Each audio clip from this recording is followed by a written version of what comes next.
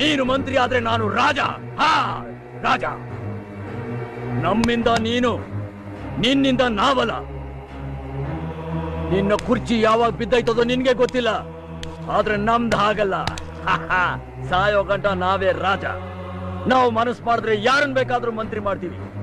ಆದ್ರೆ ನಿನ್ನಿಂದ ಒಬ್ಬ ನರಸಿಂಹೇಗೌಡನ ಹುಟ್ಟಾಕಕ್ಕಾಯ್ತದ? ಏನು ಯಾರನ್ನ ಬೇಕಾದ್ರೂ ಮಂತ್ರಿ ಮಾಡ್ತೀಯ? ಅದೇನು ನಿನ್ ಕೊಟ್ಟಿಗೆಲ್ ಸಗಣಿ ಹತ್ತೋ ಕೆಲಸ ಅನ್ಕೊಂಡ್ಯಾ?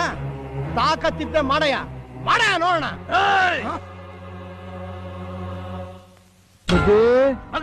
ಅಪ್ಪಯ್ಯ, ಇವನನ್ನ ಕರ್ಕೊಂಡೋಗಿ ಎಲೆಕ್ಷನ್ ಅಲ್ಲಿ ನಿಲ್ಸು.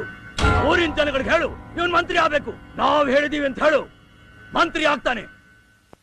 ನೀ ನುಡಿದರೆ ಹೊನ್ನುಡಿಯದು ಮರು ನುಡಿಯುವನಿಲ್ಲ, ನ್ಯಾಯಾಂಗದ ಕನ್ನಡಿಯದು ಕಡೆಗಣಿಸುವುದಿಲ್ಲ.